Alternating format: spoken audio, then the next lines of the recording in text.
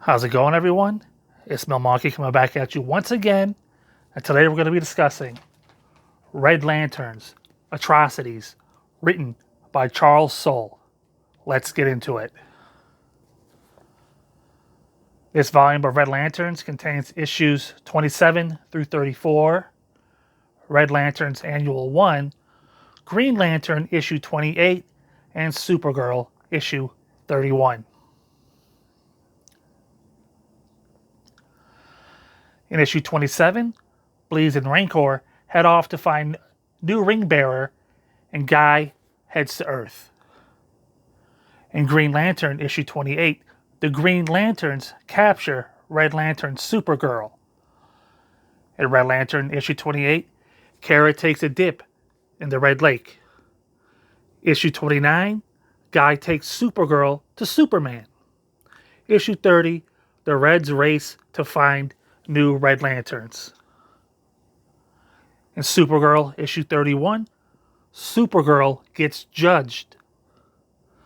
In Red Lanterns issue 31, Guy and Atrocities come face to face. Red Lanterns issue 32, Atrocities declares war and Guy sends Supergirl away. Issue 33, Guy and John Stewart get into a bar fight. Annual 1 sees Atrocitus attack Earth. And in issue 34, the non-climatic battle takes place on the Red Lantern planet of Yesmalt.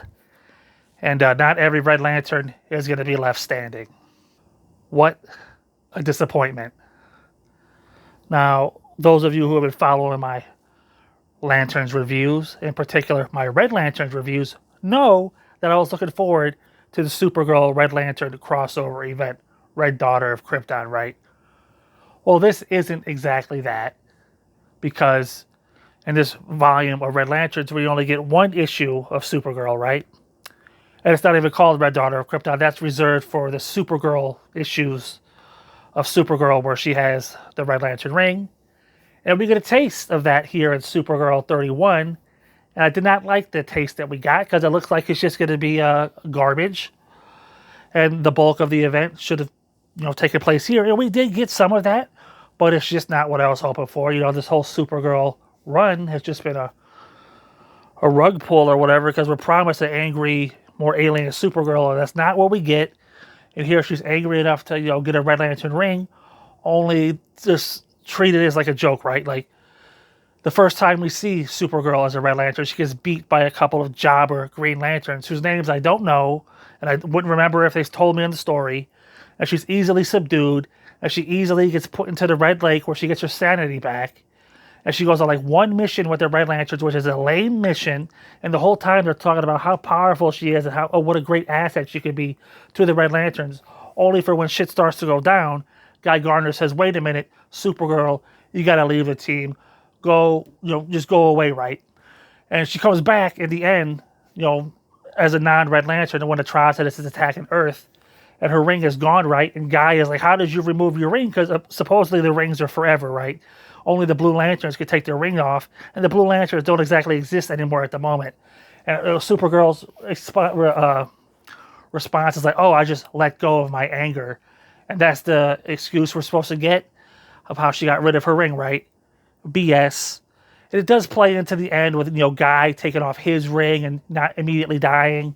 And, with Guy's decision at the end to give up being a Red Lantern and go back to Earth to be an Earthling. But, very unsatisfactory, not satisfying in the least. Total cop-out. But this whole volume sucks, and I'll get more into it as we go on.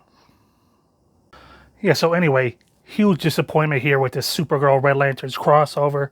I don't even know why I got my hopes up to begin with. One of the few positives I can say about the volume is that Guy Gardner got a new look. It's unfortunate, though, that the art is so inconsistent that it never looks the same, and as a result, the new look sucks, right? Also, on the topic of Guy Gardner and sucking, I realized while reading this volume that I don't really like Guy Gardner that much anymore. I don't know if it's just because he's in the Reds and he's like an asshole or whatever, but it's like, I think he's best when he's played off of other characters like John Stewart or Kyle Rayner or stuff like that. When Guy Gardner's, he's just the bro Lantern, But here, on a solo title, if you will, with all the onus on him to lead the book, it leaves a lot to be desired. So at the end of the book, when he gives up his red ring and hands the Red Lanterns over to Bleez and leaves the team, I wasn't exactly crying about it. But it just really made me realize that Guy Gardner kind of sucks. Like I said, I'm hot and cold on him. There are times when I like him. There are times when I don't. This is one where I don't. And I honestly never want to read about him again. And as I'm reading this book, it occurs to me that we got one more volume of Red Lanterns before it's canceled at issue 40. And then it's 12 issues to DC Rebirth, right? And the Lantern titles seem to be falling apart. It seems like they're using the second half of the New 52 to kill all the Colored Corps. And Sinestro pretty much took out the Sinestro Corps when he was a Green Lantern. The Blue Lantern Corps, they're down to one guy who's lost his hope, even though that one guy had his hope when his family was murdered. But now the events of today, all of a sudden he's lost his hope. Give me a break. He'll probably find it again in the 11th hour when they need it the most. But so that's the Sinestro Corps gone. The Blue Lantern's gone. The Red Lanterns are in shambles. They got 6 issues left, 3 of which are going to be taken up by the Godhead event. So they're probably going to be destroyed by the end of that. I don't know what's going on with the New Guardians. I think Kyle Rayner right now is missing, but I haven't caught up with that title yet. The Green Lantern Corps is barely hanging on. The Indigos, they're not really much of a thing. And the Star Sapphires, who really cares, right? But it seems like they're getting rid of all the color spectrums. And it got me thinking, what if this is all for nothing, right? What if they're just driving all these characters into the dirt because they're about to reset with Rebirth, right? I don't know. The thought did occur to me, and as I was thinking that, I was like, man, it really made this volume suck that much more, knowing that it's just wasting my time, and it sucks, right? It's not Charles Soule's fault. He's a good writer. I read a lot of his stuff. He's doing the best that he can, but it's it's a lame duck job, right? Like I said, it's about to be canceled. He's trying to bring in new characters, but they're just not sticking. The old characters, he's trying to do stuff with them. He's trying to, plant the seeds of a relationship between Bleez and Rancor, but it's too little too late. Half the cast is killed in this volume. I won't say who, but, Red Lantern mainstays, they're gone now unless they get brought back, but we'll see. But the biggest sin in the volume, I would say, is that there's no stakes and there's no consequences, right? In this book Atrocities, he comes to Earth. He makes thousands of red rings. Because this is, once again, another Red Lanterns volume where it's a Red Lantern Civil War. Team Guy Gardner versus Team Atrocities. Who's going to win? Who cares?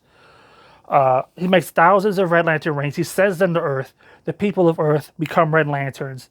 Atrocitus recruits them, takes them to Yasmalt, and then they all get defeated, right? In the most BS way possible. And it's like Rise of the Third Army. All these people of Earth, they get taken over, and then there's no fallout from it. Nobody cares. Oh, half the populace became Red Lanterns. Whatever. Move on. They all died. Oh, who cares? That's my dad, but whatever. You know what I'm saying? It's no consequences and no stakes. And we're supposed to care, and we just don't care. We can't care. Did you read this volume? Let me know. Did you care? I couldn't possibly care. I tried, but I just couldn't. I was just turning the page. Oh, this guy died. Turn the page. Oh, that character, that long-standing character is dead. Turn the page. Guy Gardner quits the team. Turn the page. I just don't care. It's rough out here in these Red Lantern streets.